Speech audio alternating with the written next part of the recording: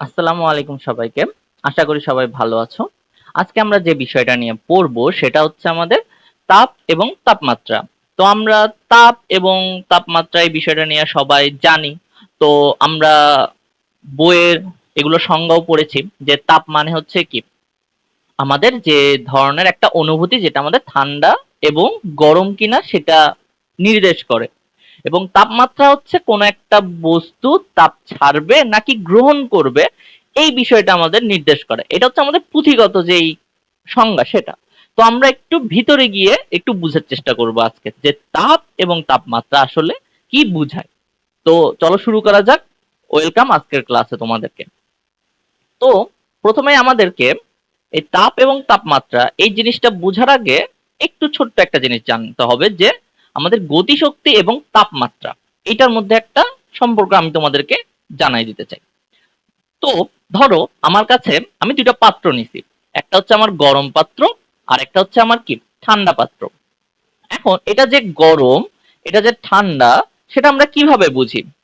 আমাদের সব ধরনের বস্তুরই কিন্তু একটা গতিশীল থাকে বা আমাদের যে কণাগুলো আছে, ধরো যে আমি একটা বরফ নিয়েছি, তো বরফের মধ্যে বরফ কি কঠিন অবস্থায় না, তো ওগুলা কি একসাথে লাগাই আছে একটা একটার সাথে, ওদের কোনো আন্তঃআণবিক দূরত্বটা নেই। তার ফলে কি ওখানে কি কোনো গতিশক্তি থাকবে না? ওখানে অবশ্যই একটা গতিশক্তি আছে।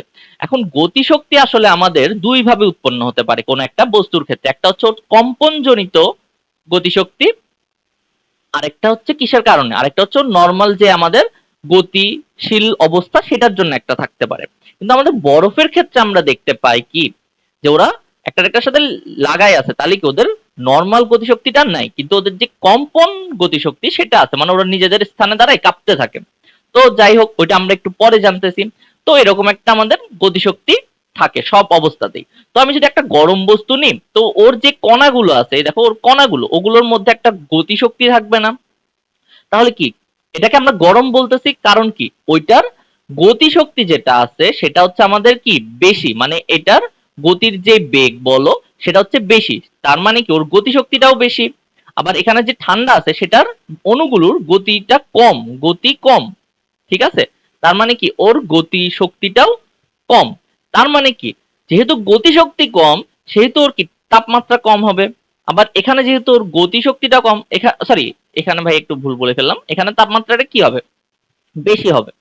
আর এখানে গতিশক্তি বেশি কম, সেজন্য হচ্ছে কি আমাদের তাপমাত্রাটি কম হবে। তো আমাদের এই তো ভাই লিখে রেখেছি পাত্রের অণুগুলোর গতিশীল অবস্থায় রয়েছে সব সময়, এবং ফলে এখানে কি গতিশক্তি থাকবে। আর এটার যে ফর্মুলা সেটা হচ্ছে আমাদের আদর্শ গ্যাসের অধ্যায়ে আমরা জানি E is equal to 3/2 nRT। তার মানে ওখান থেকে আমরা লিখতে পারি যে E সমানুপাতিক T।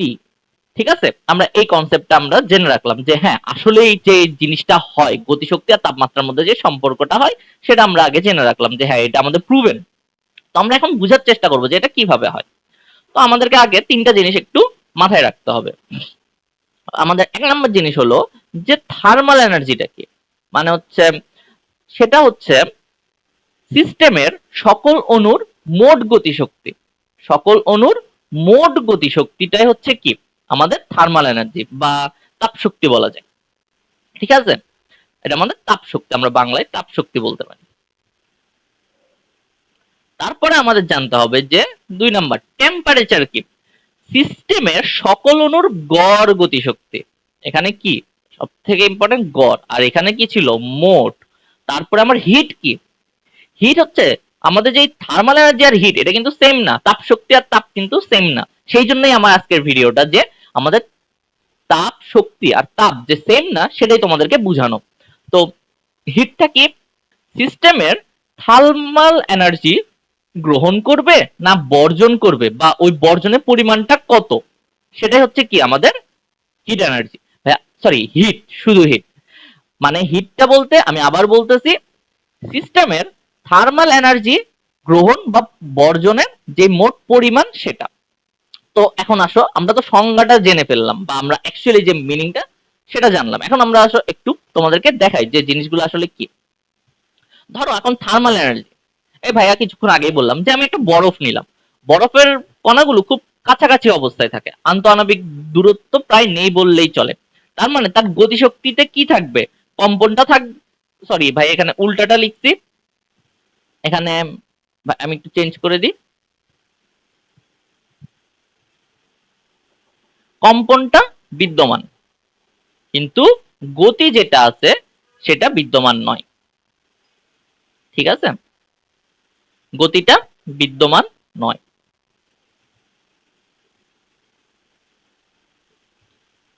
আবার আমরা যখন পানির ক্ষেত্রে যাই তখন হচ্ছে এই দূরত্বটা বেড়ে যায়, গতিশক্তি থাকে, কম্পন তার মানে এখানে থাকবে যে ওরা নিজের জায়গায় দাঁড়ায় দাঁড়ায় কাঁপতে থাকবে।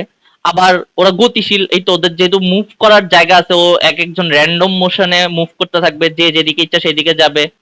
হ্যাঁ, তার ফলে কি ওদের গতিশক্তিও ক্রিয়েট হবে। তার মানে এখানে আমি দুটোটাই পাচ্ছি। আবার গ্যাসের ক্ষেত্রেও সেম দুটোটাই থাকে, কিন্তু এখানে এর গতিটা কি হয়, বেশি হয়ে যায়, যেহেতু ওর স্পেসটা বেশি ওর গতিটাও বেশি থাকবে। তাহলে দেখো এখানে আমার যেই বরফে সেখানে আমার কি কাইনেটিক এনার্জিটা কম থাকবে না, যেহেতু ওর একটা পোর্শন বাদ চলে গেছে।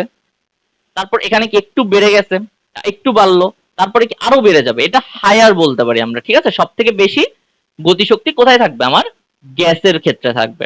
তাহলে থার্মাল এনার্জি বলতে আমরা এই তো আমাদের গতিশক্তিটার সাথে একটা সম্পর্ক। এখন মোট গতিশক্তি, ধরো যে এখানে আমার 6টা অণু আছে, তো এই 6টা অণু টোটাল যেই গতিশক্তি সেটাই হচ্ছে কি আমার থার্মাল এনার্জি। চলো আরেকটু বোঝার চেষ্টা করি। এখন আগে টেম্পারেচারটা বুঝে নিই, তারপর আমরা টেম্পারেচার এবং থার্মাল এনার্জির মধ্যে যে পার্থক্য সেটা আমরা তোমাদেরকে বুঝাই দিব। তো দেখো টেম্পারেচার আসলে কি। এখন ধরা যায় ভাইয়া দুইটা পট নিলাম, একটা হচ্ছে পট 1 আর একটা হচ্ছে আমার পট 2। এখন এই যে পাত্রটা আছে পট 1 এ, সেখানে আমার মোট কাইনেটিক এনার্জি হচ্ছে 500 ইউনিট। আমি কোনো একক ইউজ করলাম না তোমাদের সুবিধার জন্য। তো আর এখানে মোট অণু হচ্ছে আমার 100 ইউনিট। আর পট 2 তে আমার মোট কাইনেটিক এনার্জি, মানে সবগুলো যে অণু আছে সবগুলো মিলে আমার মোট কাইনেটিক এনার্জি বা গতিশক্তিটা হচ্ছে 200 ইউনিট। এখন মোট অণু হচ্ছে আমার 50 ইউনিট।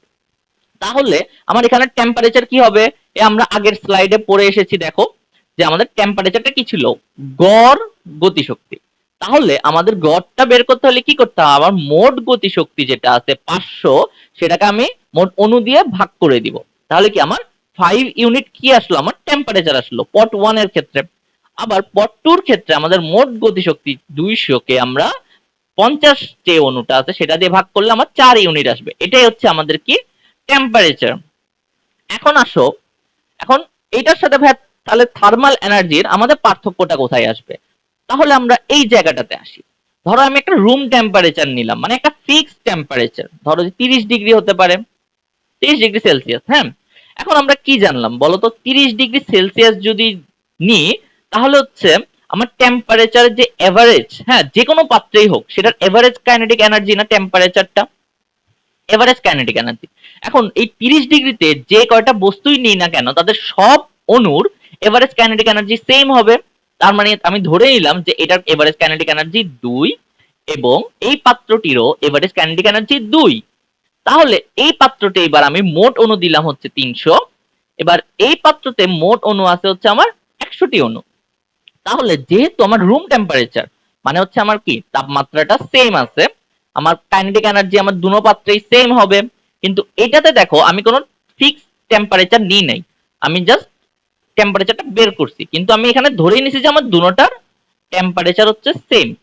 এখন দেখো তাহলে কিন্তু দেখো এখানে ওদের মোট এনার্জি বা ওদের যে গড় সেটা কিন্তু ডিফারেন্স আসছে। তার মানে কি ওরা সেম টেম্পারেচারে ছিল না। কিন্তু আমি যদি ওদেরকে সেম কাইনেটিক এনার্জি দিই বা এভারেজ সেম এভারেজ কাইনেটিক এনার্জিটা দিই, তাহলে হচ্ছে ওদের মধ্যে কি আসবে, ওরা সেম টেম্পারেচারে আছে এটা তো আমি বলতে পারি। আর হচ্ছে এখানে আমার মোট যে অণু আছে সেটা হচ্ছে আমার 300টা, আর এখানে মোট অণু হচ্ছে আমার 100টা।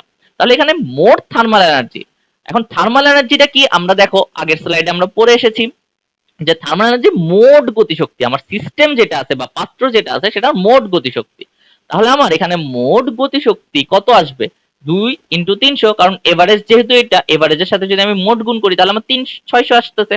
আবার এখানে দেখো আমার মোট কত আসে, 2 ইন্টু হচ্ছে কি 100, তার মানে হচ্ছে আমার টোটাল 200 ইউনিট আসে। তার মানে থার্মাল এনার্জি এটা, আর এই যে এভারেজ কাইনেটিক এনার্জি লিখলাম সেটা হচ্ছে আমার টেম্পারেচার হিসেবে আমি কাউন্ট করতে পারি। কিন্তু আসলে ওইটা না, আমি তোমাদের বোঝানোর জন্য বলতেছি যে একটা সেম টেম্পারেচারে আমার এভারেজ কাইনেটিক এনার্জি সেম থাকবে।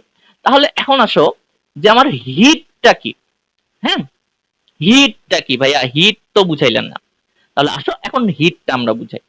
যে হিট হচ্ছে, আমরা কি বলেছিলাম, যে এখানে যে এনার্জিটা আছে, মোট যে অণুটা, সেটা তো আমাদের থার্মাল এনার্জি বা তাপ শক্তি।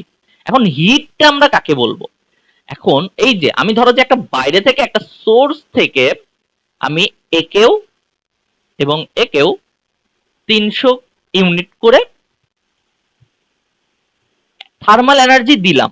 এই যে এই সোর্স থেকে এই সোর্সে কিংবা এই সোর্সে 300 ইউনিট থার্মাল এনার্জির যে একটা চেঞ্জ হইলো, বা আমি একটা ট্রান্সফার করলাম, ঠিক আছে, বা পরিবর্তন করলাম, এই ট্রান্সফারটাই হচ্ছে আমার হিট। ঠিক আছে, হিট এনার্জি হচ্ছে, আমি তোমাদেরকে বুঝাইলাম যে থার্মাল এনার্জি এতক্ষণ ধরে মোট যে গতিশক্তি, আর হিট হচ্ছে যে ট্রান্সফার করতেছে আমি একটা পাত্র থেকে আরেকটা পাত্রে যেই পরিমাণ থার্মাল এনার্জিটা দিচ্ছি, সেটাই হচ্ছে আমার হিট। বুঝা গেছে? এটাই হচ্ছে আমাদের বেসিক পার্থক্য। তাহলে আসো এখানে আরেকটা ইন্টারেস্টিং জিনিস আমি তোমাদেরকে দেখাই। ধরো যে এখন আমরা যে একটা পাত্র যদি নিই, তাহলে ধরো যে আমি একটা 5 ডিগ্রি সেলসিয়াসের বরফ নিলাম, আর একটা হচ্ছে আমি 20 ডিগ্রি সেলসিয়াসের পানি নিলাম। তো আমরা দুটোটাকে যদি মিক্স করে দিই, তাহলে কি হয়, আমার পানির যেই তাপমাত্রাটা সেটা কমে যায়, আবার যে আমার ধরো বরফের যে তাপমাত্রা সেটা বাড়তে থাকে, তাই না? তারপরে ওরা একটা আসে, তাপীয় সাম্যাবস্থায় আসে। এখন এই ব্যাপারটা আমি এই কনসেপ্ট দিয়ে তোমাদেরকে প্রুফ করে দেখাচ্ছি। দেখো যে মানে আমি যদি একটা এনার্জি দিই, বা হচ্ছে আমি ওদের দুইজনকে রাখি একটা জায়গায়, ধরো যে আমি একটা বরফ বা আমি একটা পানিকে সেম টেম্পারেচার বা আগুনের উপর রাখলাম, তো আমার যে পানির টেম্পারেচার সেটা কি হবে, বা আমি একটা এনার্জি দিচ্ছি, পানির টেম্পারেচার বাড়তেও পারে কমতেও পারে, আর বরফেরটা কি অবশ্যই বাড়বে। তো এরকম একটা জিনিস আমি তোমাদেরকে এখন দেখাবো। দেখো আমি এখানে একটা সোর্স থেকে 300 জুল দিলাম বা 300 ইউনিট দিলাম, এটা কি দিলাম? হিট দিলাম। তো এখানে গিয়ে এটা আমার থার্মাল এনার্জি ট্রান্সফার হলো, হিট হিট থার্মাল এনার্জি দিলাম। তাহলে এখানে আমার এটা কত হয়ে যাবে? 300, টোটাল 900 হয়ে গেল এই পাত্রের ক্ষেত্রে। আবার এই পাত্রের ক্ষেত্রে সেটা হয়ে গেল কত? 200 প্লাস হচ্ছে আমার 500 হয়ে গেল। ঠিক আছে, এখন তাহলে আমি যে টেম্পারেচার চিন্তা করি, হ্যাঁ, দুই পাত্রের কি টেম্পারেচার তো আমাদের শুরুতে সেম রাখছিলাম, সেজন্য কাইনেটিক এনার্জি সেম ছিল। কিন্তু এখন আমি যে এক্সট্রা যে সোর্স থেকে এনার্জিটা দিলাম, সেটার কারণে কি ওদের টেম্পারেচার সেম থাকবে? থাকবে না। সেটাই আমি এখন প্রুফ করে দেখাবো। দেখো আমার টোটাল 900, এবং হচ্ছে এখানে আমার কত, মোট অণু ছিল 300। তাহলে 300 আর হচ্ছে 900 দিলাম, তাহলে এখানে আমার টোটাল টেম্পারেচার এভারেজ কত আসে? 3 আসে। কিন্তু আমাদের এটার ক্ষেত্রে দেখো আমাদের এভারেজ কত আসে? আমাদের 500 ডিভাইডেড বাই 100। যে যদিও এখানে অনুসংখ্যা কম, তাও দেখো এর টেম্পারেচার বেড়ে গেল। তো বুঝা গেছে আশা করি যে টেম্পারেচারটা কেন বাড়ে কেন কমে।